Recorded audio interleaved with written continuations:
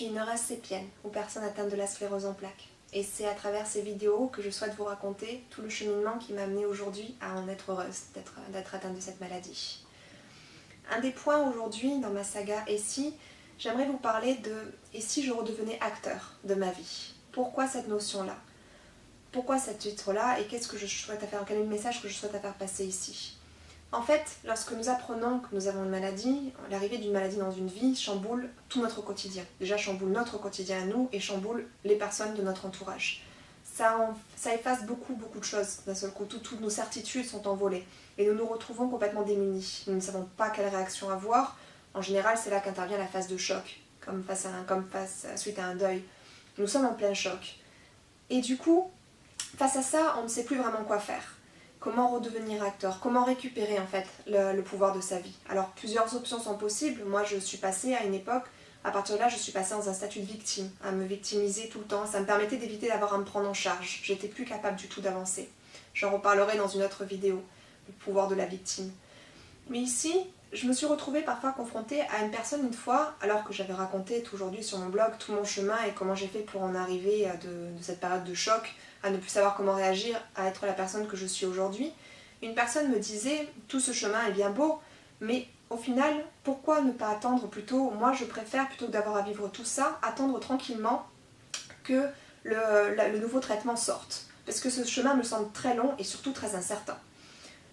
Et ça a vraiment soulevé un questionnement. Je conçois tout à fait, effectivement, c'est vrai qu'aujourd'hui, la médecine a fait d'énormes progrès et on peut guérir de beaucoup de maladies. Pas encore la sclérose en plaques, mais les cancers ou plein d'autres maladies.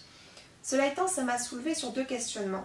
En fait, pour moi, il y a très souvent une maladie, ça c'est lié à mon intime conviction, une maladie n'est jamais vraiment là par hasard. Elle est souvent le fruit de beaucoup de blocages, que ce soit au niveau des émotions, que ce soit au niveau de notre histoire familiale, des blocages, des peurs, absolument des grandes peurs viscérales qui nous empêchent d'avancer, des blessures émotionnelles, des choses que nous n'avons pas digérées. Typiquement, j'en parle sur mon blog par rapport à l'abandon, en ce qui était ma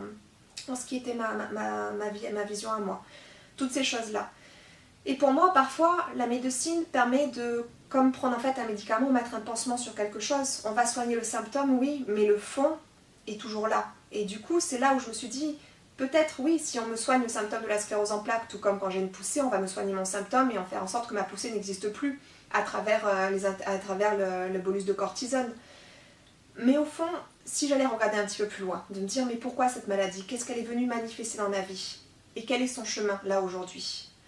Et enfin, une autre partie, l'autre deuxième questionnement est au niveau de mais si j'attends que la médecine fasse des efforts? Objectivement, il y a 9 ans, on me parlait déjà de nouveaux traitements pour la sclérose en plaques. Elle a fait d'énormes efforts, mais le traitement pour en guérir, 9 ans après, on n'y est toujours pas.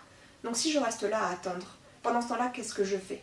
Pendant ce temps-là, en fait, j'ai aucun pouvoir sur ma vie. Je ne peux rien faire du tout, je ne peux rien faire spécialement pour aller mieux, qu'à part attendre le prochain traitement qui va sortir. Et c'est là où je trouve que c'est très important de reprendre du pouvoir sur sa vie, de redevenir acteur. Pour moi, la façon de redevenir actrice, ça a été de me dire, et si j'allais faire un travail sur moi? Et si j'allais voir en thérapie? Et si j'allais comprendre pourquoi cette maladie est là? Qu'est-ce que ça change dans ma vie? Qu'est-ce que ça chamboule dans ma vie? Comment me faire aider aussi par rapport à cette maladie qui m'a tellement pris au début, pour me donner tellement aussi à la fin.